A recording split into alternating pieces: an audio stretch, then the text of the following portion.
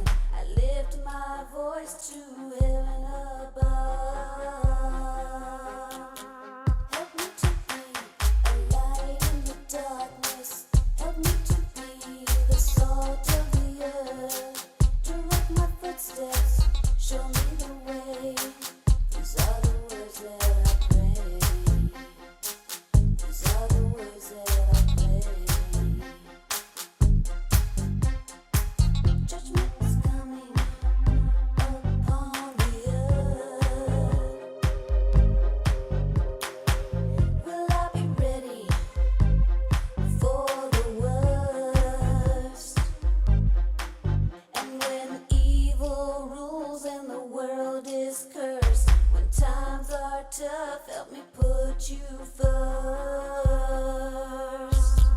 Help me to be a light in the darkness. Help me to be the salt of the earth. Direct my footsteps, show me the way. These are the words that I pray. These are the words that I pray. Help me to be a light in the darkness. Help me to be the salt of the earth.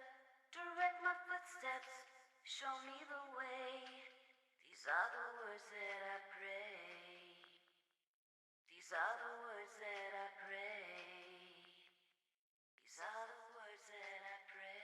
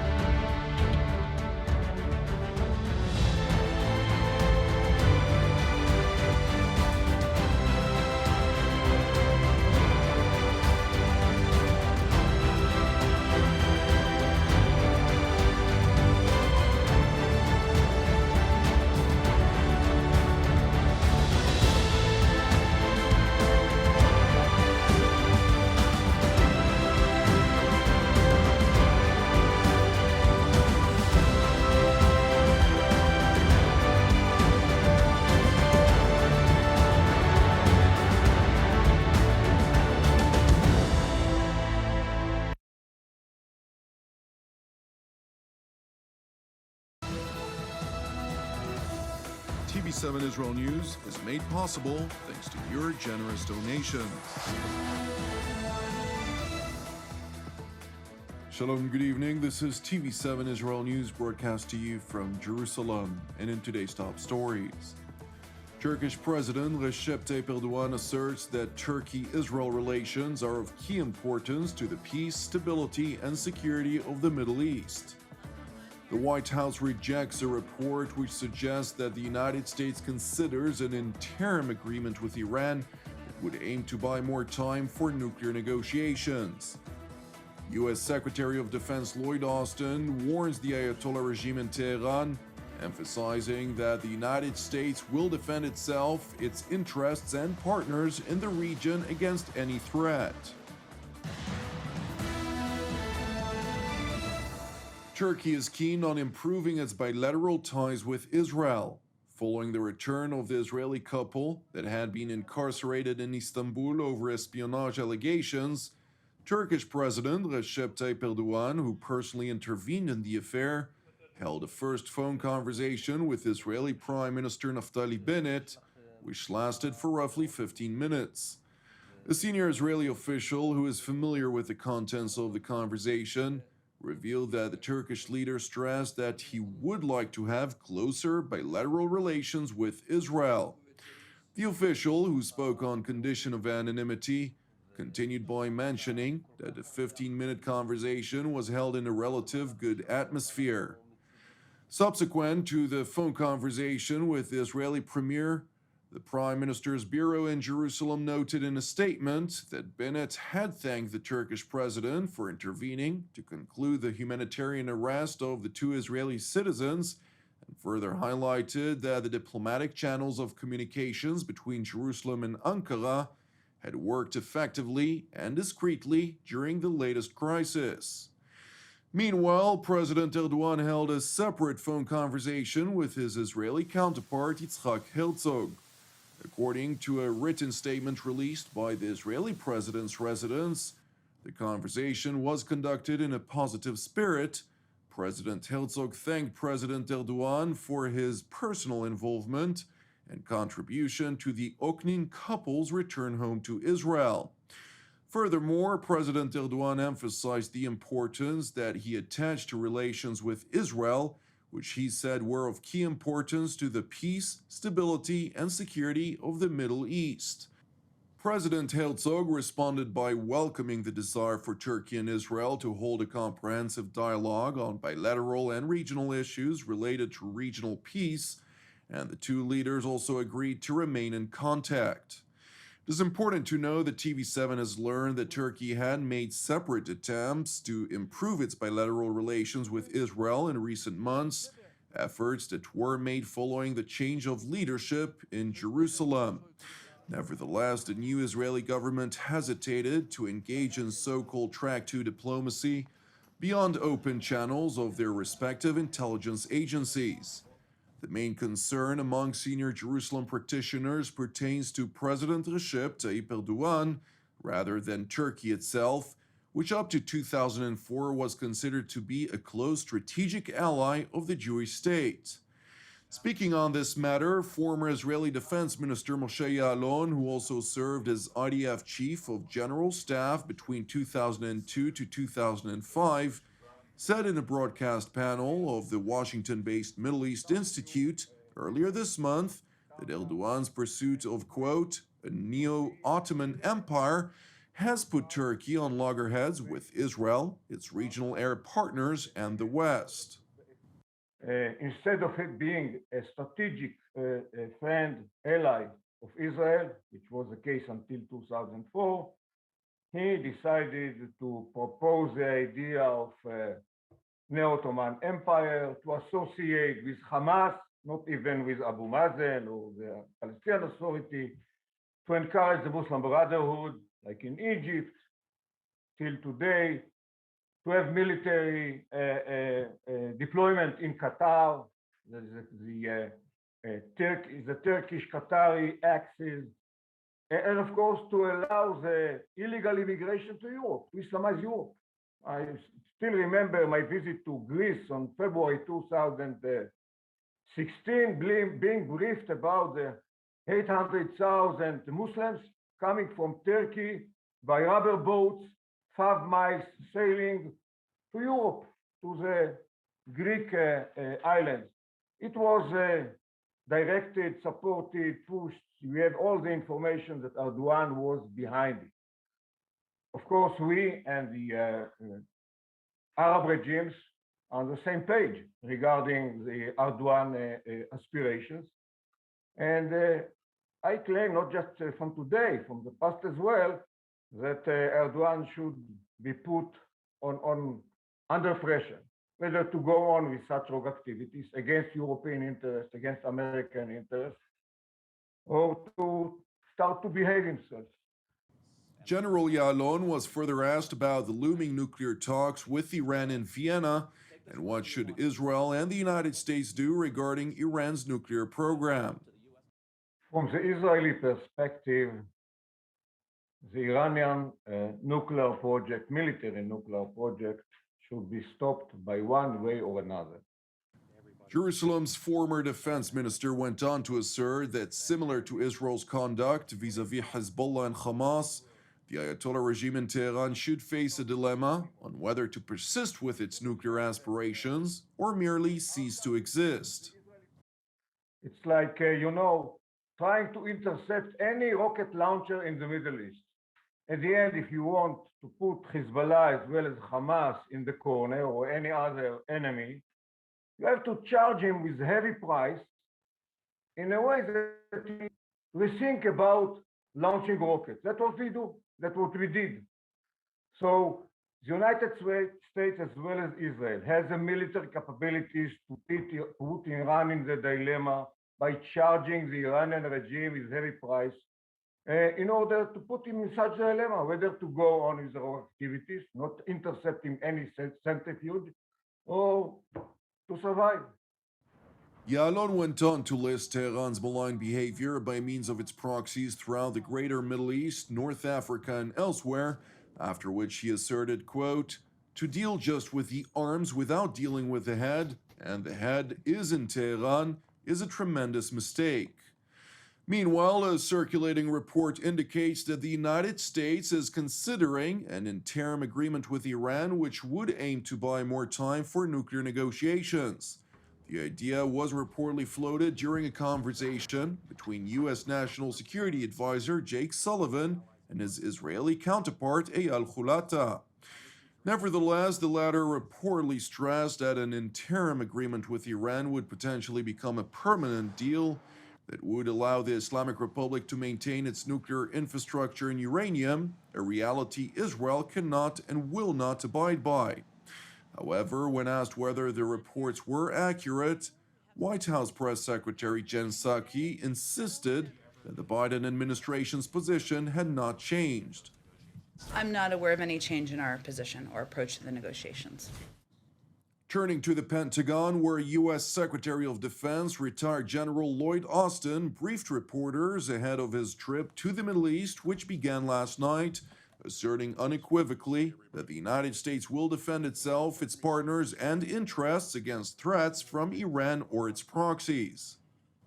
Now, it's not lost on me that this trip comes at a time when Iran is stoking tensions and undermining stability in the region. We remain deeply committed to preventing Iran from gaining nuclear weapons. And I've said before, no problem in the Middle East gets easier to solve with a nuclear-armed Iran.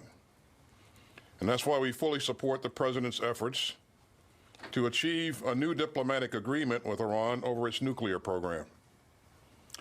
But of course, Iran presents serious security challenges that extend beyond that program. So I'm going to continue to be very clear.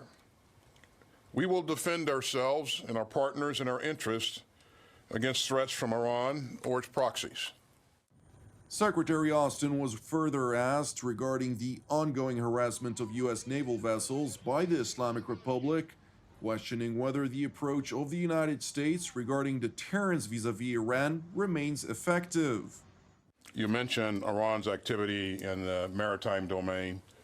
We continue to see unsafe and unprofessional actions as they operate, as we operate in the Gulf. And I think that kind of behavior affects everyone, and it's very troubling. It certainly impacts freedom of navigation, and everyone loses by these dangerous and disruptive actions. And I know that we share those concerns with our allies and partners. You heard me say at the top that we won't hesitate to defend ourselves and our partners, and we're committed to that. We have the capability for that, and so in terms of how we behave, we're always very prudent about what we do. But again, let no one mistake that we will defend ourselves, our interests, and our partners. Right. The top Pentagon official further asserted that concerns regarding Iran are not exclusive to the United States or its regional partners, but rather, Tehran's malign behavior is a global concern. Thank you for watching us. As part of TV7 Israel's prayer initiative, I would like to encourage you today to join the team and me here in Jerusalem to lift up Turkey in prayer for its salvation and peace, alongside prayers for our persecuted brothers and sisters worldwide, in addition to our ongoing prayers for the peace of Jerusalem and the salvation of Israel. I'm Jonathan Hassan, wishing you a Shabbat Shalom u'Mevorach, and we will see you again on Monday at the same time.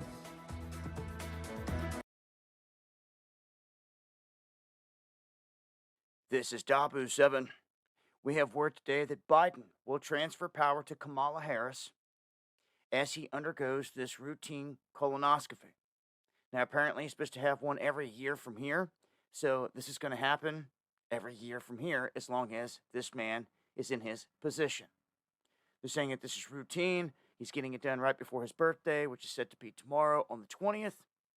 And during this, Kamala is set to be operating from her office in the West Wing and doing what we don't know. It's always behind closed doors.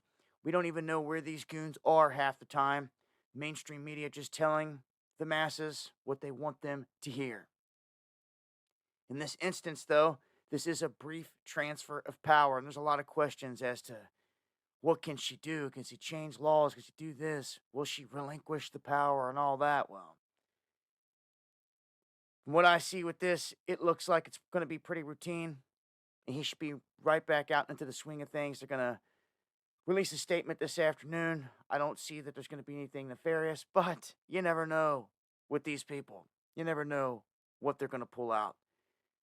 Nonetheless, if you're hearing about this, this is what's going on. This brief transfer of power while he undergoes this colonoscopy. I'm going to update on this during the live show and a whole lot more. Make sure to join us. Going live tonight, 9 p.m. Eastern on D Live. You'll find links below.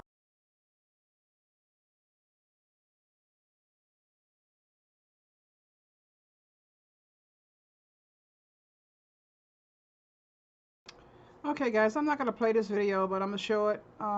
Anger and elation in Kenosha, if I'm saying that right, after Rittenhouse acquittal from the Washington Post. And so, you know, a lot of things are going stirring up about this situation. I mean, you know, I can say a lot of things about it myself, but I won't. But, you know, racism is just all across America, all across the world. It's all about who's in power, who's doing what. But you know, one day, like I say, my Father is a justifiable God. And that's why I can't wait for him to return, because we won't have none of these kind of things going on in the heavenly courts, you know, in the heavenly New Jerusalem. We won't have these kind of things to deal with. But I won't play it, but I'll put this link in the description box. There's a lot of talk about that. I'm gonna go on over to the other video here about it was another one here. Yeah, here from the lunar eclipse gets distorted, which is kind of interesting. So I'm gonna go ahead and play that and then get into missions, and then we're gonna have the Bible. I'm trying to make this not too long video today, okay? I just want to get on to the main points and get over with it. And enjoy the rest of the Sabbath. So, okay, so I'm going to go ahead and do that. Let me go ahead and mute this out again. What's going on? My name is Luis. Today is November 20, 2021, and welcome to the Grand Supreme News Channel. Before I start, guys, give this video a big thumbs up and share this video. We got some breaking news updates when it comes to signs of the heavens. Now, it says here, lunar eclipse moon gets distorted in apocalyptic shapes just before plunging into the ocean. Look at this. Look at that. What in the world happened here? Now remember, a lot of people were asleep. You know, well, Eastern time, right? This happened around, I think it happened around, if I'm not mistaken, 6 a.m. Eastern time, November the 19th, 2021. Now, a lot of people is going to be like, nah, that cannot be the moon. That cannot be the moon. And I mean, I'm looking at it. I'm like, what in the world is going on here? Is this the moon? Is that the lunar eclipse? I showed it to my wife. My wife is like, no. That is not the moon. That cannot be the moon, right? And so I didn't read the article, right? But I was looking through some pictures, right? My wife is like, let me see the pictures. And basically, this is the lunar eclipse, right? The longest lunar eclipse since 580 years, right? But look at this one. What in the world is going on in here? So it's kind of a, it's like twisting or something. It's out of shape.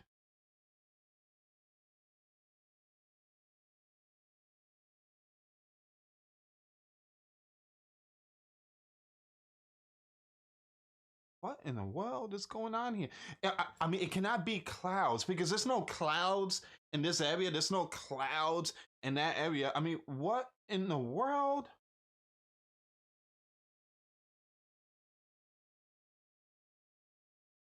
And look, if you think about it, it kind of looked like a mushroom, right? Like a warning sign of a nuclear war. I mean, that's what it looked like. A huge, kind of looked like a messed up mushroom. It looks like I said, remember, I told you guys in the year 2022 will be a year of wars. I just feel like it because 2020 was a year of the thing that broke out. And then 2021 was a year of shortages and that prune juice. 2022 will be a year of war. So I have no idea what's going on here. What is this? Put on Mr. Magoo glasses for this. I'm still trying to figure out what in the world is going on here.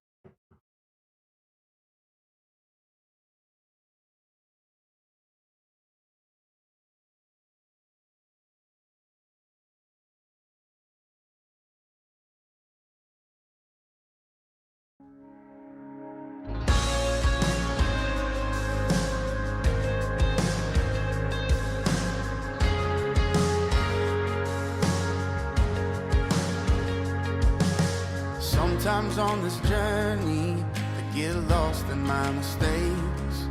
What looks to me like weakness is a canvas for your strength. And my story isn't over, my story's just begun. And failure won't define me, 'cause that's what my Father does.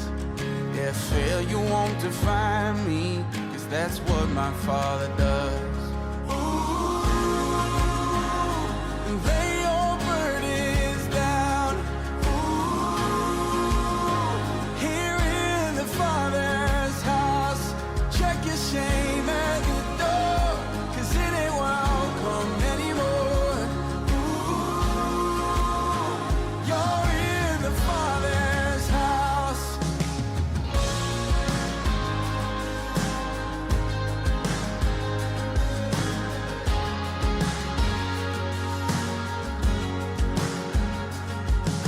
Arrival's not the end game, the journey's where you are.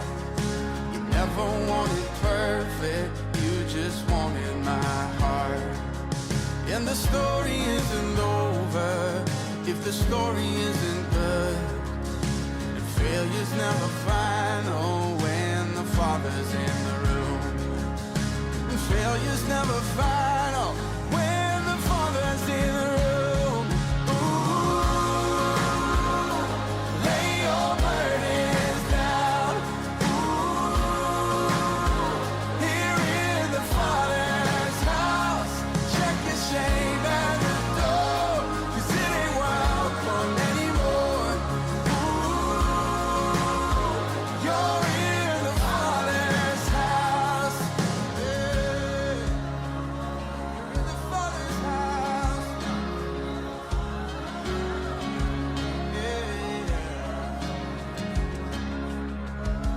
Prodigals come home, the helpless find hope.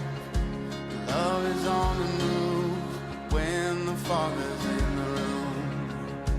Prison doors swing wide, the dead come to life. Love is on the move when the Father's in the room.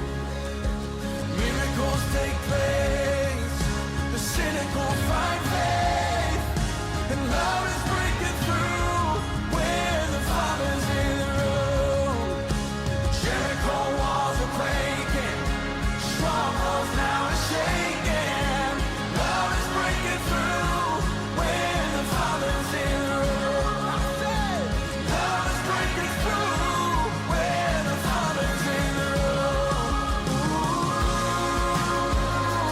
lay your burdens down.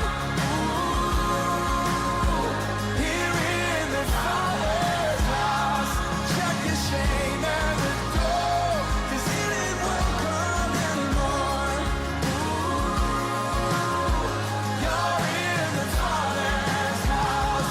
Yeah. Lay your burdens down. Ooh, here in the Father's house. Check your shame at the door. Welcome anymore. Ooh, you're in the Father's house.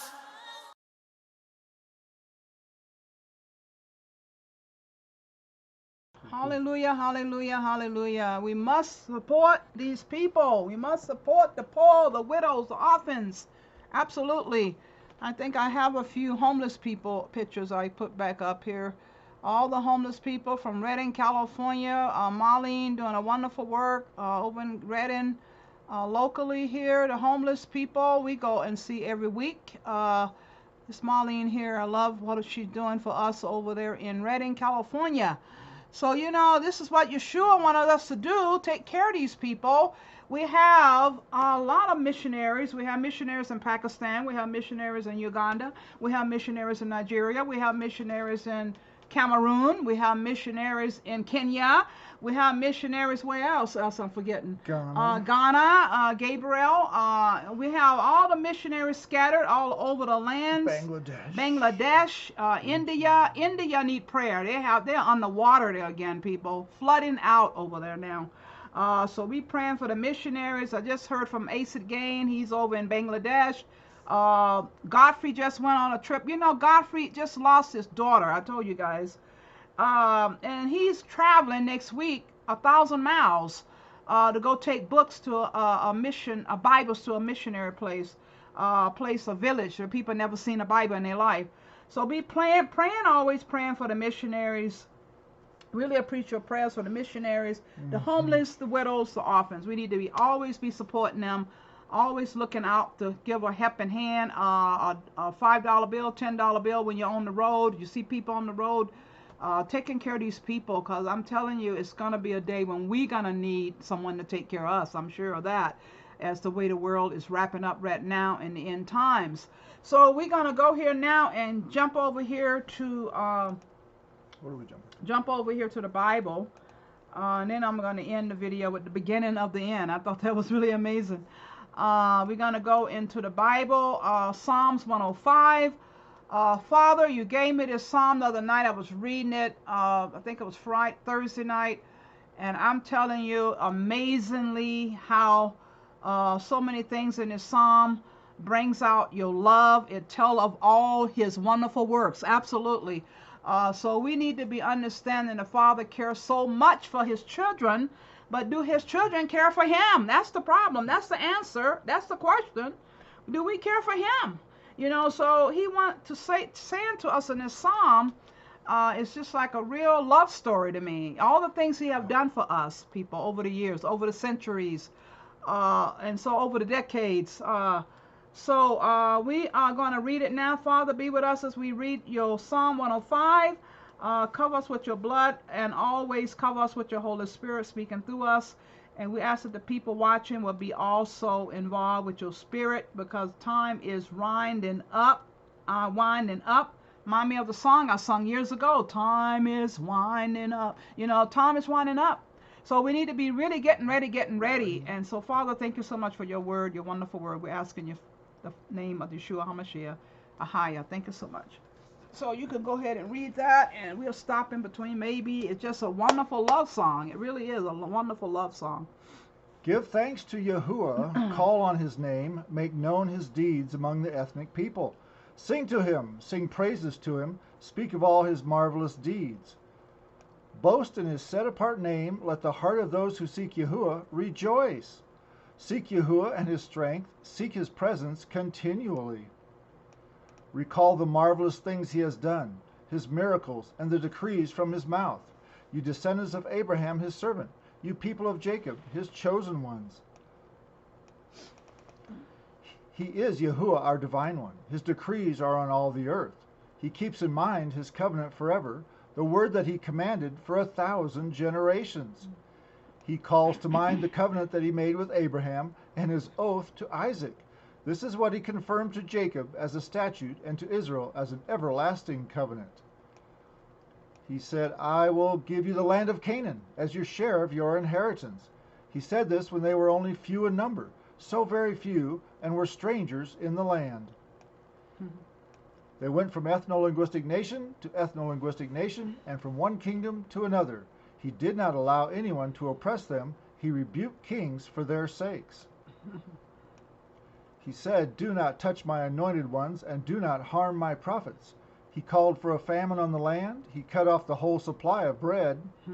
He sent a man ahead of them. Joseph was sold as a servant. His feet were bound by shackles. On his neck was put an iron collar, until the time his words came true, and the word of Yahuwah tested him. We're headed that way. The king sent servants to release him. The ruler of the people set him free. He put him in charge of his house as ruler of all his possessions, to instruct his princes as he wished, and to teach his elders wisdom. Then Israel came into Egypt, and Jacob lived for a time in the land of Ham. Yahuwah made his people faithful, and made them stronger than their enemies. He caused their enemies to hate his people, to mistreat his servants. He sent Moses, his servant, and Aaron, whom he had chosen. They performed his signs among the Egyptians, his wonders in the land of Ham. He sent darkness and made that land dark, but his people did not obey his commands. You know, right now, before you go on, the Pope now, he's doing all kind of miracles. People, we better be aware of all these miracles going to be increasing, and we cannot follow these people. We cannot follow pharaohs and earthly kings and earthly popes, and we really need to know who to follow right now. A lot of things are going on. I'm going to put some things in the description box where a lot of other things are happening, especially as they get ready to bring a Sunday law in and all these things going on. So we need to be understanding the commandments of Yeshua HaMashiach, Ahaya. They are so important, his commandments, people, that we follow him and not the pagans, not the pagans. I even had one of my missionaries ask me about Christmas, and he was saying, I didn't think it was right. I didn't think it was right. I said, yeah. And so we need to be following not these pagans, but following Yeshua HaMashiach. Oh, go ahead. He turned their water into blood and killed their fish. Their land swarmed with frogs, even in the rooms of their rulers. He spoke, and swarms of dung beetles and gnats came throughout their country. He turned their rain into hail, with fire flaming on their land. He destroyed their vines and fig trees. He broke the trees of their country. He spoke, and the locusts came, so many locusts. The locusts ate up all the vegetation in their land. They ate up all the crops of the ground. And you know what's happening in Egypt right now? I didn't get a report on it yet. I might have put it in the description box. I don't know. I can't find an article on it. If you've seen about the scorpions, the scorpions coming out in Egypt. 500 scorpions came out. I think 3 people died, or they had some people going to the hospital. 500 people getting stung by scorpions because there was floods in the land. And then after the floods drew all the scorpions out. People, I'm telling you, we having these things going on right now. It's really going on. Egypt. I just know how the Father try to show us these things that we still just skip on by like it's nothing, you know. But yeah, a lot of those things are going on right now. A lot of plagues are going to be coming. Much more plagues going to be coming. Go ahead. He killed every firstborn in their land, the first fruits of all their strength. He brought the Israelites out with silver and gold. None of his tribes stumbled on the way. Egypt was glad when they went away, for the Egyptians were afraid of them. He spread a cloud for a covering and made a fire to light up the night. The Israelites asked for food, and he brought quail and satisfied them with bread from heaven. He split the rock, and waters gushed from it. They flowed in the wilderness like a river.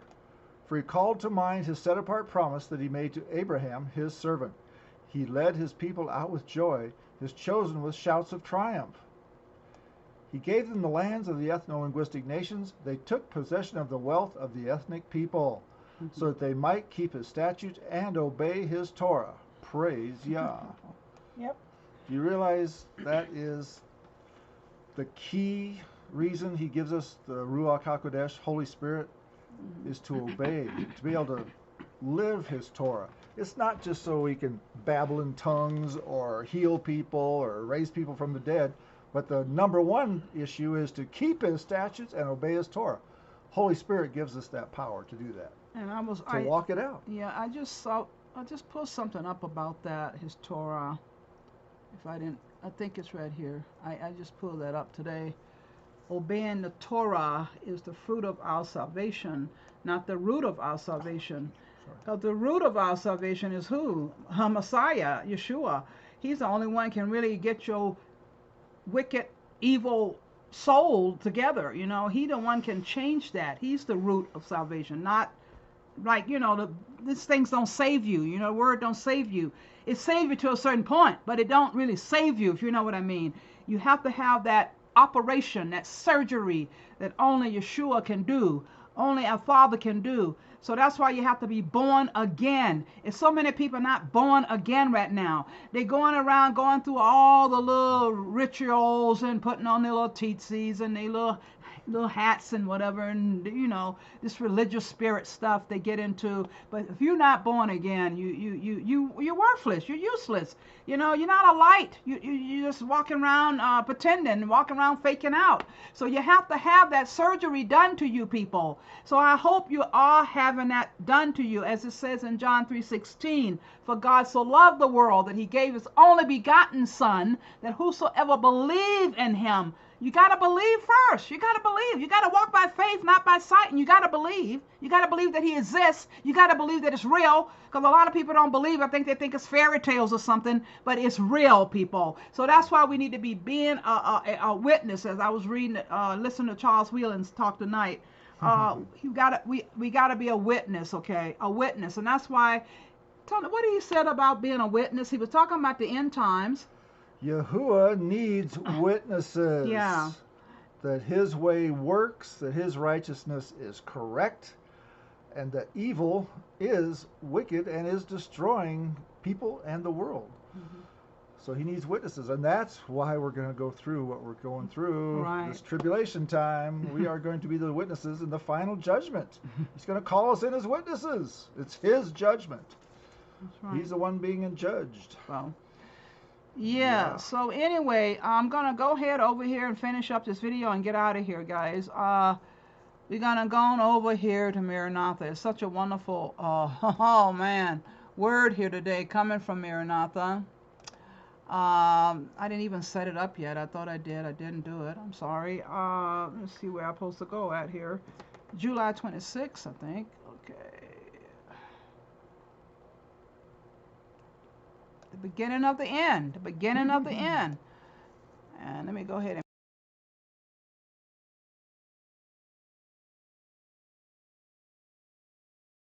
and July 26, the beginning of the end. Evil on evil, says the Lord the Eternal. It is coming. The hour has come. The hour is striking, and striking at you, the hour and the end. Ezekiel 7, 5, and 6, Moffat. Fearful is the issue to which the world is to be brought. The powers of earth, uniting to war against the commandments of God, will decree that all, both small and great, rich and poor, free and bond, shall conform to the customs of the church by observance of the false Sabbath. All who refuse compliance will be visited with civil penalties, and it will finally be declared that they are deserving of death. On the other hand, the law of God, enjoining the Creator's rest day, demands obedience and threatens wrath against all who transgress its precepts. With the issue thus clearly brought before him, whosoever shall trample upon God's law to obey a human enactment receives the mark of the beast.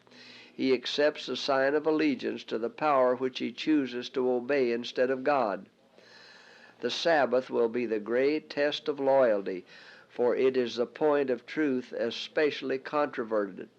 When the final test shall be brought to bear upon men, then the line of distinction will be drawn between those who serve God and those who serve him not. While the observance of the false Sabbath in compliance with the law of the state, contrary to the fourth commandment, will be an avowal of an allegiance to a power that is in opposition to God. The keeping of the true Sabbath in obedience to God's law is an evidence of loyalty to the Creator.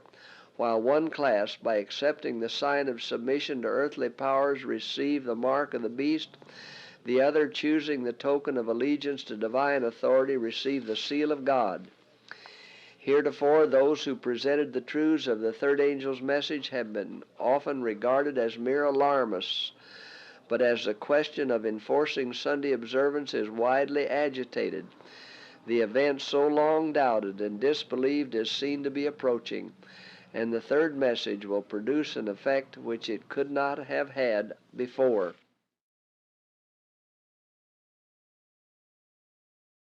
You know, amazingly, I don't go pick these out. The Spirit just tell me where to go turn, and and that's where we at right now. We read the testing time of Sunday versus Sabbath. Sunday versus Sabbath. The first day of the week versus the seventh day of the week. The devil always have to have a counterfeit. He always have to have his day in the sun. And Yeshua is our Son of God, and he have already made a day holy. He sanctified it from the beginning in Genesis 1, 2, 4. Genesis 2, 1 through 4. And people, you know, I'm telling you, it's just we need to read the Word. We got to read the Word. Nothing else going to save us but the Word, the Holy Word, okay, that He has already written. So I'm going to go and let you guys go, but I tell you, the whole world going to have to make a decision on who they're going to follow, who they're going to serve, who they're going to bow down to. And that's what's coming right now, people. That's what's coming. The last trumpet sound. We don't know when the last trumpet sound going to be, but it might looking like it's going to be not too long and far away. But, you know, the whole world will absolutely follow after the beast system. I hope you guys will realize that Yeshua will have a remnant who will not bow down to Baal, So I'm going to go ahead and tell you guys, I got to go somewhere else. I got to close my closing here. Sorry about that. Closing. And I really want to really appreciate all you givers and prayer warriors out there. When I put an email out and I say, pray for this person, pray for me, pray for whatever, I'm so happy you guys chip in and do that. And I know a lot of things are going on in everybody's lives right now. So we all need each other. So please don't put it off. If you need to have prayer, you need to say, Marner, I need prayer. Send me an email. We'll pray in unison, in unity. Because prayer is that's what's going to get us through all these things coming. So we thank you for all your offerings to help the homeless, the orphans, the widows, and those in need in mission fields. May Yahuwah richly bless each and every one of you. The donation options are Tidely app, Cash app, Bump card, also donation options from fmcmi.org, and marner.cam@gmail, at PayPal. And then also you can mail in your donations at My Cup Ministries, Post Office Box 414, Canon City, Colorado 81215. And also shipping address My Cup Ministries, 1501 Main Street, number 414, Canon City, Colorado 81212. So I really appreciate you guys so very much. And I just wanted to come back here and go back and show you this here real quick.